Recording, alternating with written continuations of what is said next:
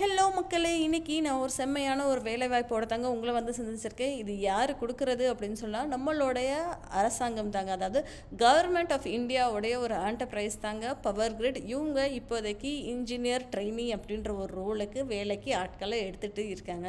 அதுவும் இன்னும் சொல்லப்போனால் ஸ்பெசிஃபிக்காக electrical, electronics, civil, computer science படித்தவங்களுக்கான ஒரு வேலை வாய்ப்பு தாங்க. சம்பளமும் கை நிறைய சம்பளம். டீட்டெயில்டாக நம்ம இந்த வீடியோ ஃபுல்லாகவே அதை பற்றி தான் பார்க்க போகிறோம்.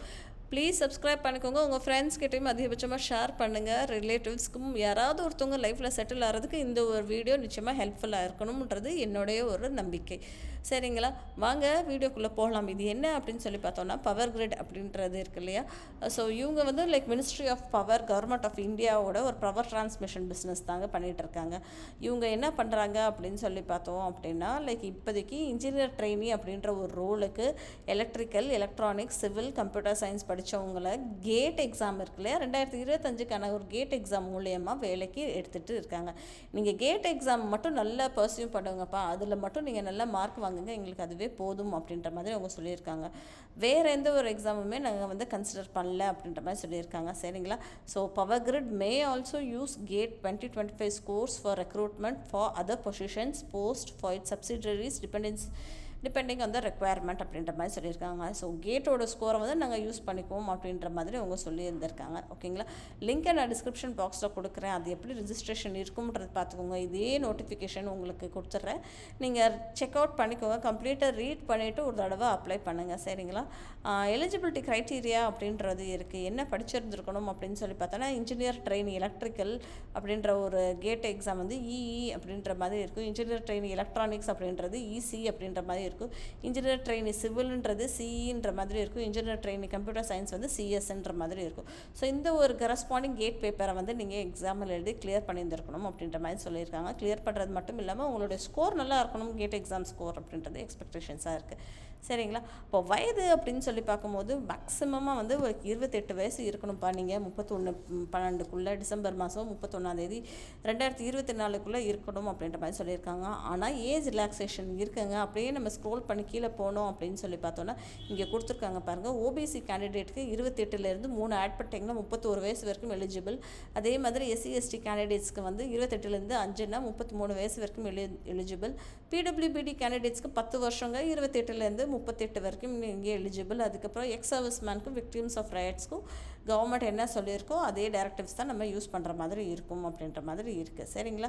அடுத்தது வேறு என்ன கொடுத்துருக்காங்க அப்படின்னு சொல்லி பார்த்தோம் அப்படின்னா, என்னென்ன ரோலுக்கு இருக்குது அப்படின்னா, என்ன படிச்சிருக்கணும், எஜுகேஷன் குவாலிஃபிகேஷன் என்ன அப்படின்னு சொல்லி பார்த்தோன்னா, கோர்ஸ் வந்து ஃபுல் டைமாக நீங்கள் வந்து பிஇஓ பிடெக்கை முடிச்சிருந்துருக்கணும் அப்படின்றது எதிர்பார்க்கப்படுகிறது. பிஎஸ்சி இன்ஜினியரிங்கும் நீங்கள் முடிச்சிருக்கலாம் அப்படின்ற மாதிரி சொல்கிறாங்க. அது போக எலக்ட்ரிக்கல் ஸ்ட்ரீம்லேருந்து electrical power, electrical and electronics, power system and engineering, power engineering, இது எல்லாமே படிச்சிருந்தால் அப்ளை பண்ணலாம் அப்படின்ற மாதிரி சொல்கிறாங்க. அதே மாதிரி electronics and communication, electronics and telecommunication, electronics and electrical communication, telecommunication engineering, இதுவுமே நீங்கள் வந்து படிச்சிருந்தால் அப்ளை பண்ணலாம் அப்படின்ற மாதிரி இருக்குது. சிவில் இன்ஜினியரிங் படிச்சிருந்தாலும் அப்ளை பண்ணலாம். கம்ப்யூட்டர் சயின்ஸ் அப்படின்னா computer science engineering, information technology படித்திருந்தாலே போதும், நீங்கள் இந்த ரோலுக்கு அப்ளை பண்ணலாம் அப்படின்ற மாதிரி சொல்லியிருக்காங்க. ஸோ பர்சன்டேஜ் ஆஃப் மார்க் அப்படின்னு சொல்லி பார்த்தோன்னா 60% மார்க் வாங்கியிருக்கணுங்க. உங்களோட சிஜிபிஏ 60% இருக்கணும். ஓகேங்களா. ஃபைனல் இயர் ஸ்டூடெண்ட்ஸும் இதுக்கு வந்து அப்ளிகபிள் தான், அப்ளை பண்ணலாம் தான். உங்களோட சிஜிபிஏ மினிமமாக ஒரு 60% நீங்கள் மார்க் வச்சுருந்தீங்கன்னு வச்சுக்கோங்களேன்.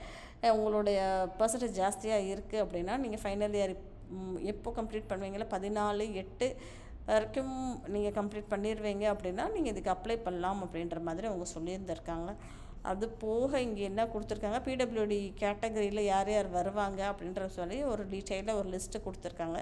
இதை நீங்கள் ரீட் பண்ணி செக் அவுட் பண்ணிக்கோங்க. அதே மாதிரி ரிலாக்ஸேஷன் மார்க் வைஸ்லையுமே ஒரு ரிலாக்ஸேஷன் உங்களுக்கு இருக்கும். எஸ்சி எஸ்டி பிடபிள்யூபிடி கேண்டிடேட்ஸ்க்கு இருக்கும் அப்படின்ற மாதிரி அவங்க சொல்லியிருந்திருக்காங்க. சரிங்களா. ரிசர்வேஷன், கன்செஷன், இது எல்லாமே NCL, SC ST, EWS, PWBD, XM, JK, domiciled, victims of riot shall be given as per Government of India directives. Government of India என்ன சொல்லியிருக்காங்களோ அதை நாங்கள் ஃபாலோ பண்ணிடுவோம், அந்த மாதிரி அவங்க சொல்லியிருந்திருக்காங்க. சரிங்களா? ஸோ ஏஜ் ரிலாக்ஸேஷன் பார்த்தாச்சு. அது போக சேல்ரி அப்படின்ற ஒரு டீட்டெயில்ஸுமே அவங்க இங்கே கொடுத்துருந்தாங்க. இங்கே பாருங்கள், செலெக்ஷன் ப்ராசஸ் வந்து எப்படி கொடுத்துருக்காங்க அப்படின்னா, நீங்கள் வந்து கேட் எக்ஸாம் எழுதி கிளியர் பண்ணணும். அதுக்கப்புறம் வந்து ஒரு ஜிடி, ஒரு குரூப் டிஸ்கஷன் இருக்கும். அதுக்கப்புறம் ஒரு பர்சனல் இன்டர்வியூ இருக்கும் அப்படின்ற மாதிரி அவங்க சொல்லியிருக்காங்க. கேட் எக்ஸாம் கிளியர் பண்ணுறதோட உங்களோட ஸ்கோர்ஸ் ரொம்ப ரொம்ப முக்கியம் அப்படின்ற மாதிரி அவங்க சொல்லியிருந்திருக்காங்க. சரிங்களா? அதாவது அவங்க இந்த கேட் எக்ஸாம் தான் அப்பியர் ஆகணும் அப்படின்ற மாதிரியும் சொல்லியிருந்திருக்காங்க. அது போக வந்து கேட்டகரி வைஸாகவும் இங்கே மார்க்ஸ் கொடுத்துருக்காங்கங்க, எவ்வளோ மார்க் வாங்கணும் அப்படின்ற மாதிரி சொல்லியிருக்காங்க. ஸோ கேட் எக்ஸாமுக்கு 85%, குரூப் டிஸ்கஷனுக்கு 3%, பர்சனல் இன்டர்வியூக்கு 12%, டோட்டலாக வந்து 100% மார்க் வாங்கிடணும் அப்படின்ற மாதிரி எதிர்பார்க்குறாங்க. சரிங்களா? ஸோ ட்ரைனிங் அப்போ எவ்வளோ சேல்ரி, அதுக்கப்புறம் கம்ப்ளீஷன் அப்போ ப்ளேஸ் ஆனதுக்கப்புறம் எவ்வளோ சேல்ரி அப்படின்றது பாருங்கள். ட்ரைனிங் ப்ராசஸ் அப்போ உங்களுக்கு வந்து சம்பளம் வந்து கிட்டத்தட்ட வந்து ஒரு ஆண்டுக்கு வந்து 10,70,000 ரூபா சேல்ரி அப்படின்ற மாதிரி சொல்லியிருக்காங்க. அதே மாதிரி நீங்கள் வந்து லைக் கம்ப்ளீஷன் முடிச்சிட்டிங்க, ட்ரைனிங் முடிச்சிட்டிங்க அப்படின்னு சொல்லி பார்த்தோன்னா உங்களோட சேல்ரி 21,40,000 ரூபா ஒரு ஆண்டுக்கு அப்படின்ற மாதிரி சொல்லியிருக்காங்க. ஸோ செம்ம சேல்ரிங்க. இதோட உங்களுக்கு வந்து பேசிக் பே இருக்கும், டியர்னஸ் அலவன்சஸ் இருக்கும், எல்லாமே இருக்கும் அப்படின்ற மாதிரி அவங்க சொல்கிறாங்க. ஸோ டெஃபினட்டாக இதுக்கு வந்து அப்ளை பண்ணுங்கள். படிச்சுட்டு இருக்க மக்கள் யாருனாலும் சரி அப்ளை பண்ணுங்கள். உங்களுக்கு வந்து நிச்சயமாக இது பெனிஃபிஷியலாக இருக்கும் அப்படின்றத நம்புகிறேன். சப்ஸ்கிரைப் பண்ணிக்கோங்க, சப்போர்ட் பண்ணுங்கள். தேங்க்யூ.